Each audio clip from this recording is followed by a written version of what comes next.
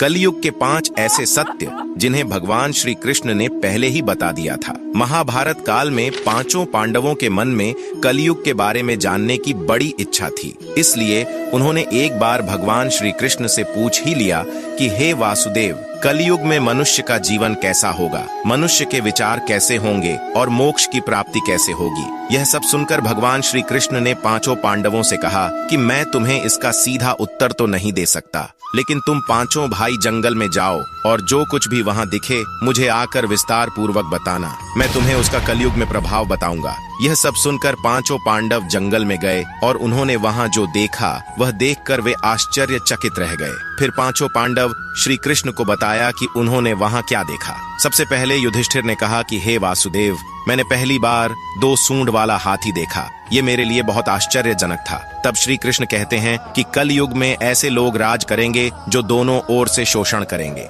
कहेंगे कुछ और करेंगे कुछ और, मन में कुछ और होगा और कर्म कुछ और ही करेंगे। ऐसे ही लोगों का कलयुग में राज होगा। उसके बाद अर्जुन ने कहा कि हे वासुदेव, मैंने जो देखा वह तो इससे भी आश्चर्यजनक था। मैंने एक पक्षी देखा जिसके पंख पर वेद लिखे थे, लेकिन वह मांस खा रही थी। तब श्री कृष्ण बताते हैं कि कलयुग में ऐसे लोग रहेंगे जो बड़े ज्ञानी कहलाएंगे, वे ज्ञान की चर्चा तो करेंगे लेकिन उनका आचरण राक्षसों जैसा होगा। कलयुग के मनुष्य धन और संपत्ति के लोभी होंगे, भले ही उनके पास कितना भी ज्ञान क्यों ना हो। उसके बाद भीम ने कहा कि एक गाय अपने बछड़े को इतना चाटती है कि बछड़ा लहू लोहान हो जाता है। तब श्री कृष्ण कहते हैं कि कलयुग में माँ के बच्चों की प्रति ममता इतनी बढ़ जाएगी कि उन्हें अपने विकास का अवसर ही नहीं मिलेगा, जिसके कारण मोह माया में पड़कर वे बर्बाद हो जाएंगे। इसके अलावा जब किसी का बेटा घर छोड़कर साधु बनेगा तो हजारों लोग उसके दर्शन करने जाएंगे, लेकिन जब खुद का बेटा साधु बनेगा तो वे रोएंगे कि मेरे बेटे का क्या होगा।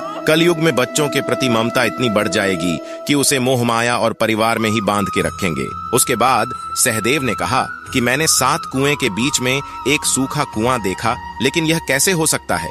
इस पर श्री कृष्ण कहते हैं कि कलयुग में मनुष्य फालतू की चीजों में अपना पैसा बर्बाद कर देंगे, लेकिन वह देखेंगे तक नहीं कि पड़ोस में कोई भूखा मर रहा है। इसके अलावा कलयुग में मनुष्य अच्छे अच्छे कपड़े पहनने, खाना खाने और घूमने में अपना सारा पैसा बर्बाद कर देंगे, लेकिन किसी के 2 आंसू पोंछने में उनकी कोई रुचि नहीं होगी।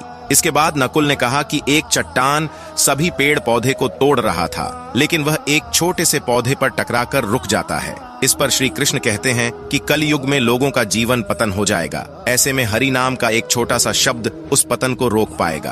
अर्थात कलयुग में भी जो मनुष्य धन के लोभ को छोड़कर हरि नाम का जाप करेगा उसे कोई कष्ट नहीं होगा और मृत्यु के बाद उसे मेरी चरणों में जगह मिलेगी। दोस्तों, इस वीडियो को शेयर करके कमेंट में जय श्री हरि अवश्य लिखें।